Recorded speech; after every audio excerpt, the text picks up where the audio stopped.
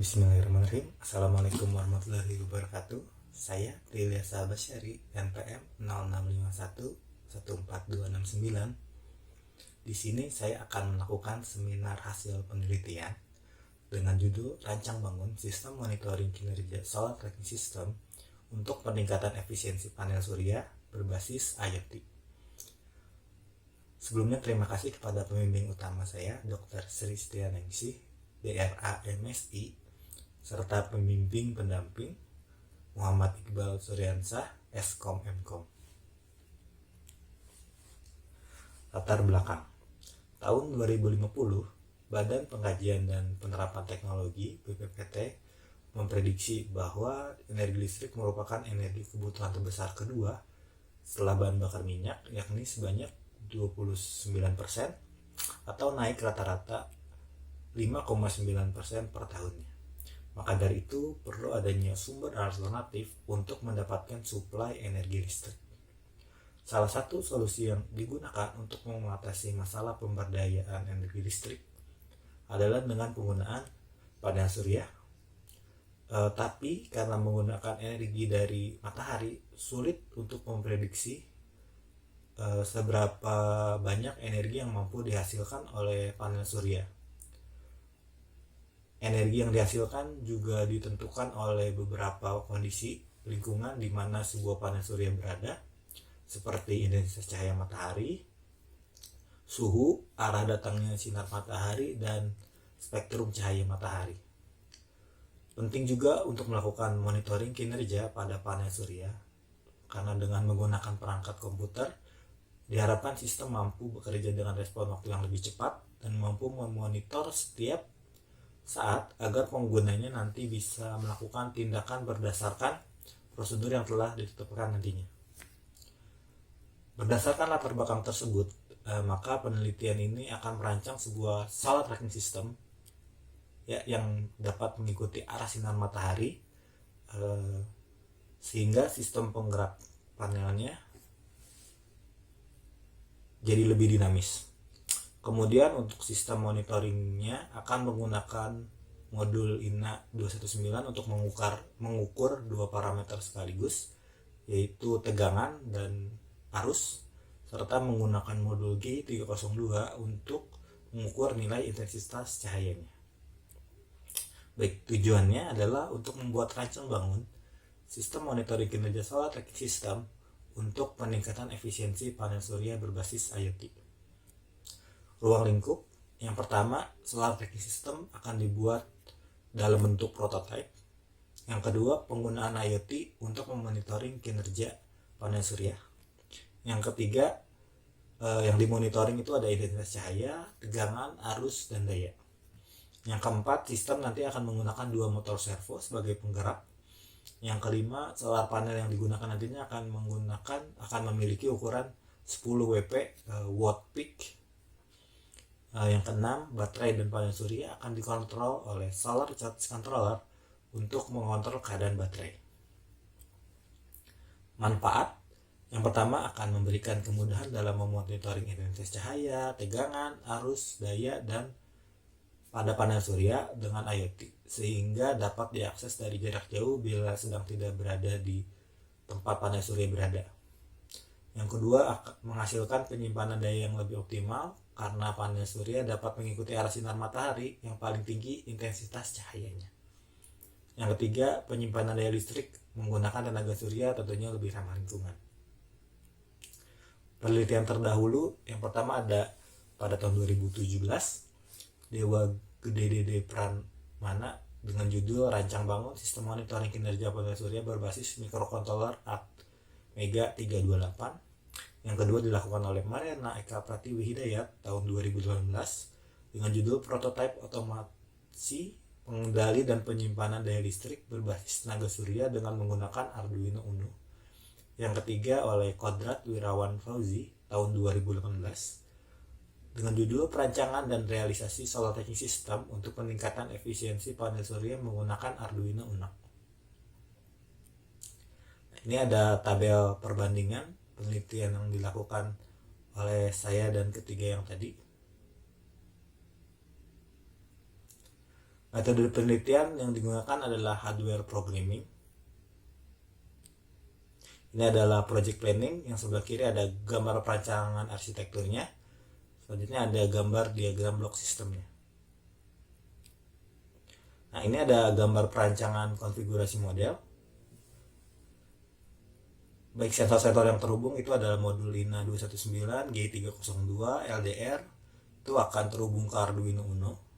Nanti Arduino Uno akan memproses data penerimaan nilai sensornya berapa.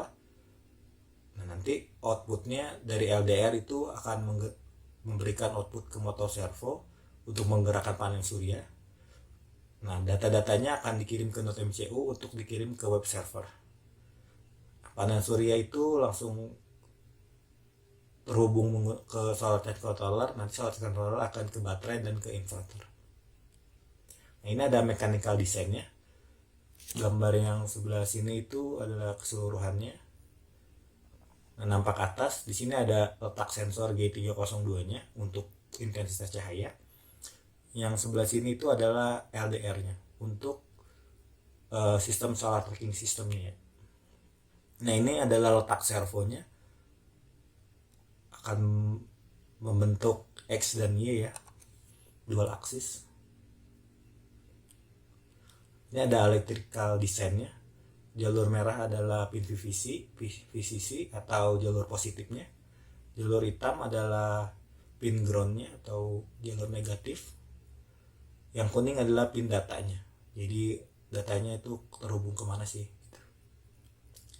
Nah, ini ada floor charge system yang akan dibangun nanti. Ini hasilnya. Ini adalah bentuk alatnya yang tadi telah kita rancang. Realisasinya seperti ini. Dan yang sebelah kiri adalah sistem monitoringnya berbasis web. Sini ada tampilan-tampilan tadi seperti di ruang lingkup, ada tegangan, ada arus, ada daya, dan ada intensitas cahaya ya. Sini juga ada grafik-grafiknya kalau kita scroll ke bawah. Nah, pengujian yang pertama ini adalah pengujian pada panel surya. Pengujian pada panel surya ini dilakukan 2 tahap, yaitu panel surya dirancang tanpa yang statis, tanpa solar tracking system, yang dinamis menggunakan solar tracking system. Nah, nanti kita akan hitung berapa nilai efisiensi keduanya. Di sini VOC-nya itu tegang hubung terbukanya rata-ratanya itu untuk yang statis itu 19,68 volt. Yang tegangannya arus hubung terbuka, arus hubung singkatnya itu 1,81 ampere ya. Untuk yang dinamis itu rata-ratanya 2,43 volt tegangan hubung terbukanya. Untuk arus hubung singkatnya itu 1,8 ampere. Nah, pengujian yang ini itu bertujuan untuk mengetahui kapasitas tegangan maksimum dan kapasitas arus maksimum pada panel surya yang dipakai.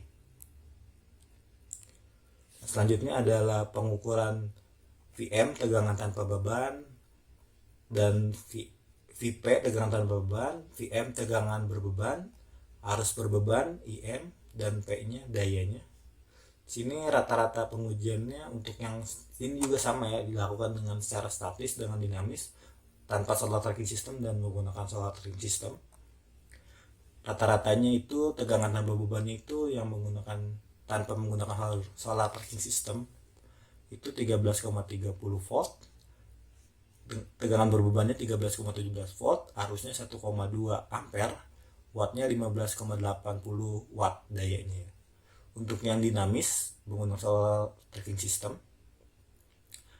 tegangan tanpa bebannya 13,21 volt, tegangan berbebannya 13,12 volt, arus berbebannya 1,35 volt, dayanya 17,71 watt. Tegangan berbeban ini saya coba waktu itu penelitiannya menggunakan lampu ya berbebannya.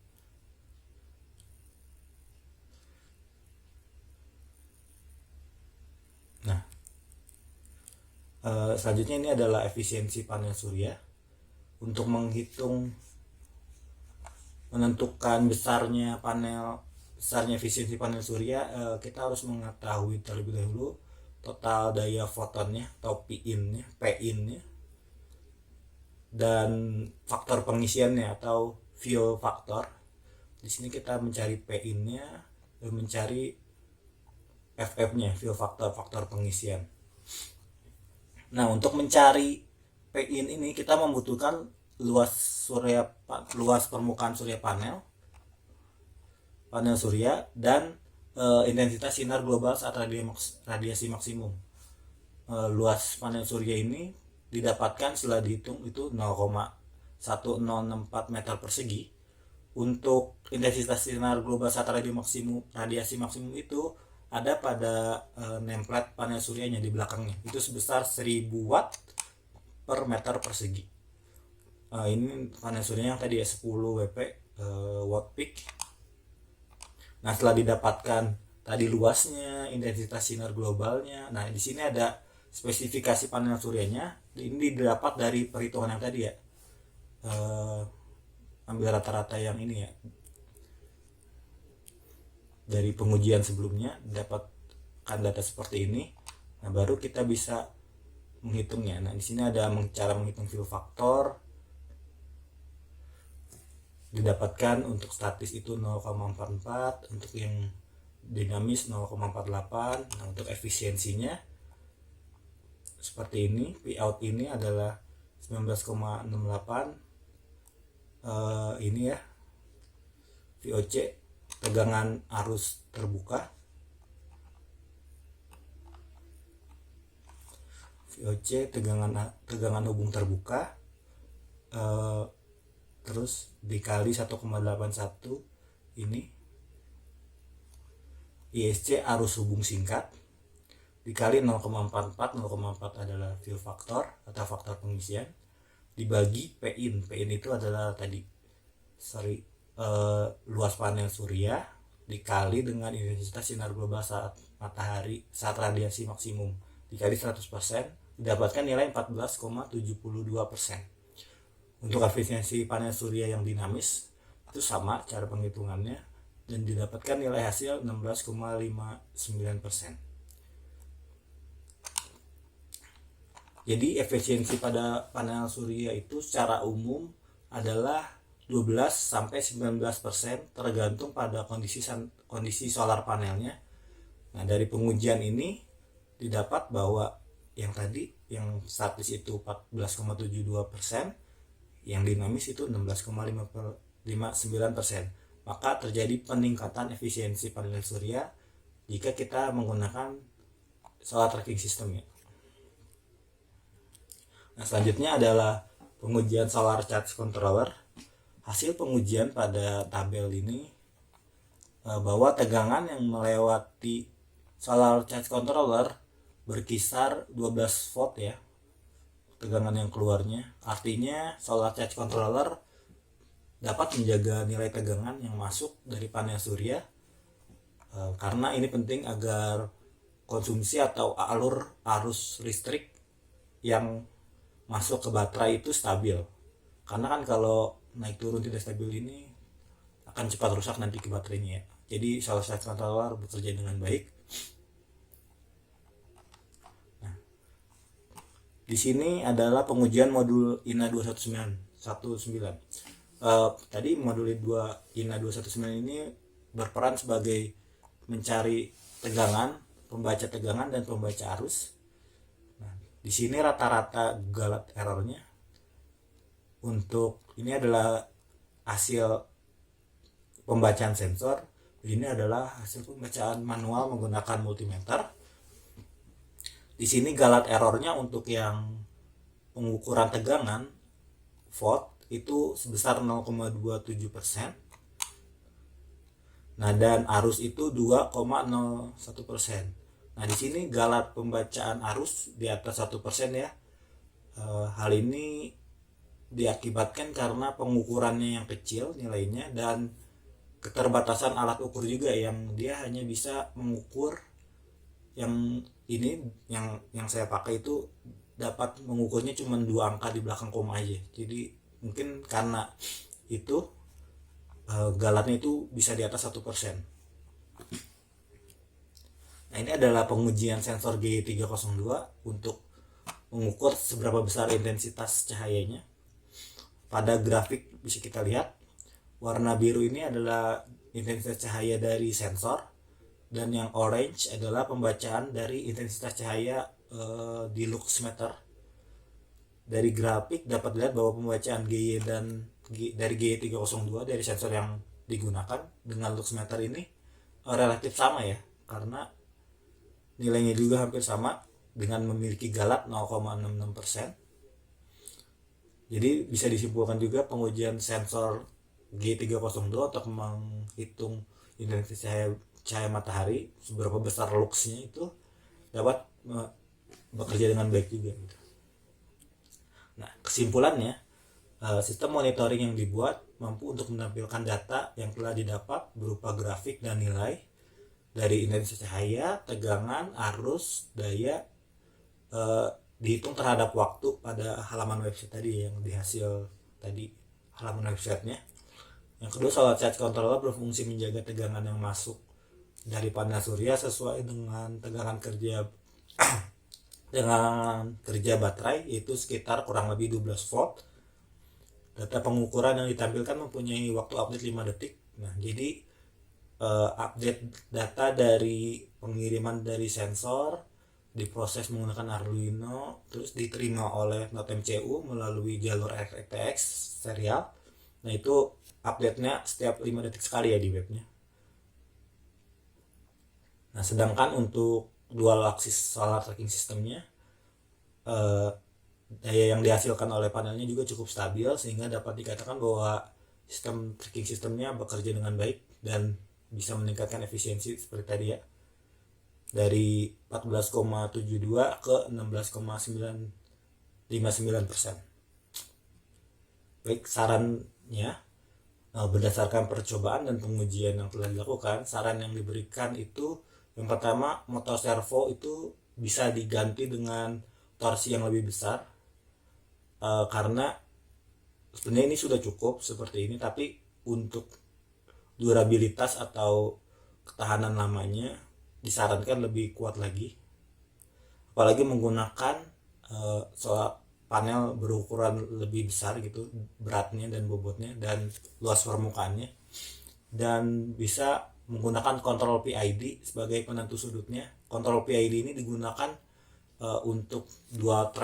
axis itu supaya pergerakannya itu bisa lebih mulus dalam pergerakan panel suryanya. Penggunaan motor DC ya. Jadi seperti itu saran dari saya. Baik, terima kasih. Sekian seminar hasil penelitian yang saya lakukan. Kurang lebihnya mohon maaf. Wassalamualaikum warahmatullahi wabarakatuh.